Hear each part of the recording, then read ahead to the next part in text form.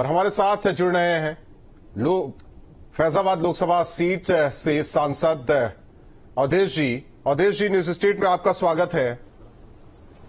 इस सीट पर क्या कुछ कहेंगे, क्योंकि 400 पार का नारा दिया गया और अयोध्या अहम रहा, अयोध्या को लेकर चर्चाएं भी हो रही हैं।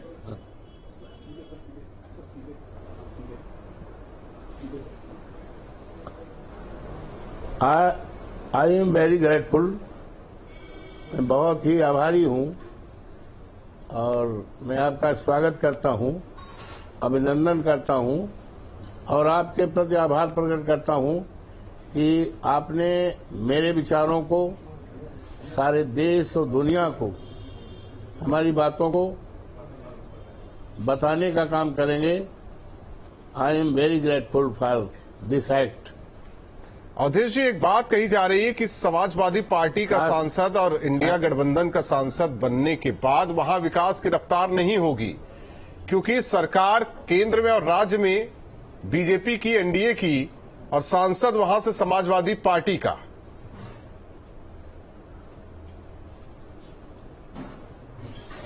जहां तक विकास का सवाल है, वो दुनिया की कोई ताकत प्रभु श्री राम की जहां की मर्यादा है, 54 लोकसभा फैजाबाद अयोध्या, जहां के देवतुल्य जनता ने मेरे ऊपर विश्वास किया है, मुझे जिताने का काम किया है, जिसकी तरफ केवल हिंदुस्तान नहीं सारे दुनिया की निगाहें थी, और आज चुनाव जीतने के बाद सारे देश और दुनिया में चर्चा हो रही है और सराहना हो रही है। तो ऐसी कोई बात नहीं है। वहां का विकास, वहां का सम्मान और मर्यादा, पुरुषोत्तम राम की जो मर्यादा है, भारतीय जनता पार्टी ने उसको तोड़ने का काम किया था, विखंडित करने का काम किया था। उसको न केवल अयोध्या में, न केवल हिंदुस्तान में, बल्कि सारी दुनिया में मर्यादा पुरुषोत्तम राम की मर्यादा को अक्षुण्ण रखूंगा, उसको पूरा करूंगा। अवधेश जी, एक चीज कहा जाए, जो अयोध्या सीट है वो अगर इस पूरे चुनावी आंकड़े को देखा जाए, वहां बेहतर नहीं रहा आपके लिए, वहां बीजेपी प्रत्याशी के लिए बेहतर रहा, बाकी और विधानसभा सीट आपके लिए बेहतर रहा, लेकिन केंद्र में अयोध्या को ही क्यों लाया जा रहा है? क्या लोगों को जानकारी नहीं है कि अयोध्या है कहां? फैजाबाद लोकसभा सीट में अयोध्या का महत्व लोग ऐसे क्यों दर्शा रहे हैं? क्योंकि सोशल मीडिया पर तरह तरह की बातें हो रही हैं। अयोध्या जो प्रभु श्री राम की धरती है, और मैं बहुत ही भाग्यवान हूं। मेरा जन्म ही वहां हुआ है, और by virtue of my birth I am 100%, I am entitled, and I can say that I am the असली राम भक्त। और ये जो राम के नाम पर राजनीति करते हैं, राम के नाम पर धोखा देते हैं, राम के नाम पर बेरोजगार करते हैं, इनका चेहरा खुल गया। असली राम भक्त कौन है, नकली कौन है, दूध का दूध, पानी का पानी हो गया है। तो ये हमारे लिए ही है। राम की, प्रभु श्री राम की कृपा, हनुमान जी की कृपा, सरजू माई की कृपा, देवी देवताओं की कृपा और देवतुल्य जनता की कृपा। कहते हैं कि वहां बीजेपी प्रत्याशी से नाराजगी थी, जिसका फायदा आपको मिल गया। ये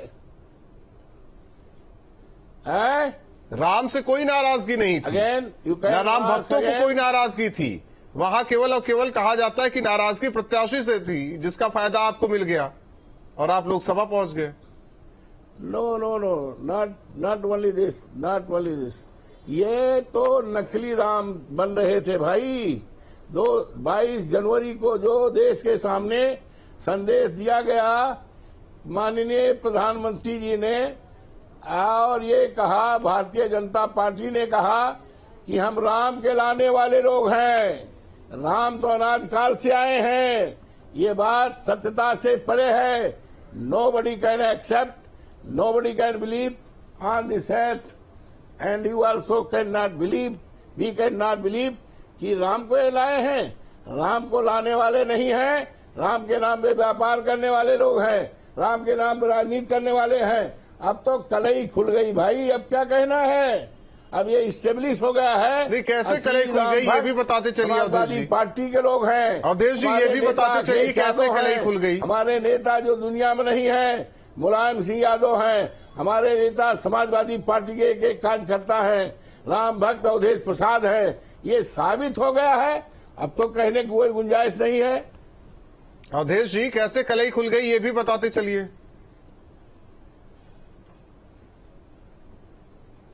अयोध्या विधानसभा में तो आप हार गए, इसमें बाकी बीकापुर, उदौली जो विधानसभाएं थी वहां जीते आप। तो कलई कैसे खुल गई। नो।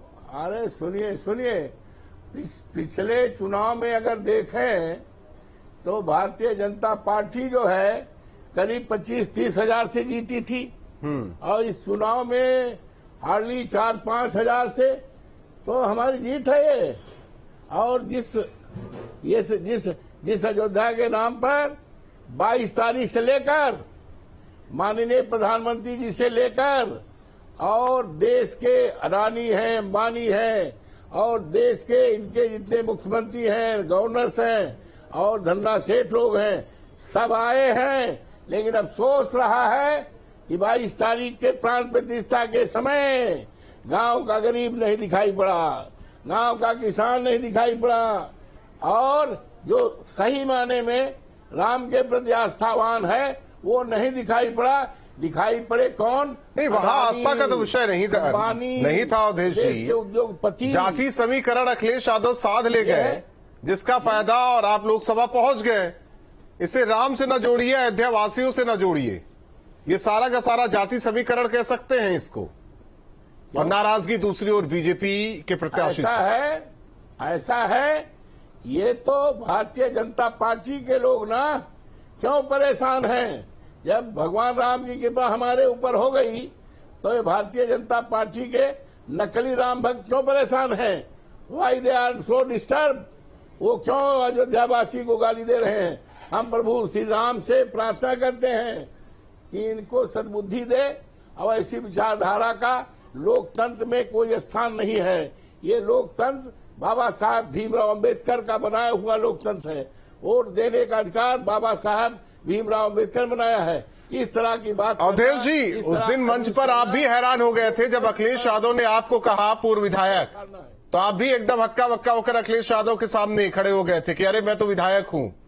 तो आपको क्या कहा था उन्होंने कि आप सांसद बनने वाले हैं। वो समझ गए थे कि जो जाति समीकरण है वो फिट बैठ गया है। अवधेश जी पहुंचेंगे संसद।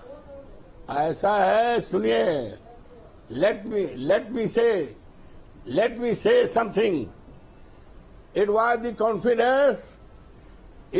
confidence of my leader माननीय अखिलेश यादव, जो एक सभा में बोल गए कि आप सांसद हो गए हैं। और ये कॉन्फिडेंस नहीं, आपको कहा था पूर्व विधायक, बल्कि 6 महीना पहले उन्होंने कहा था कि अयोध्या से आप जीतेंगे। भारतीय जनता पार्टी का कोई भी लड़ेगा तो आप जीतेंगे।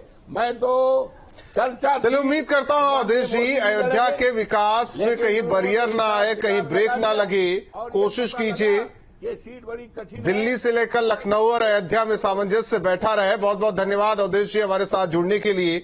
हालांकि वोटर्स को, वहां की जनता को देवतुल्य बता रहे हैं और अपने आप को असली राम भक्त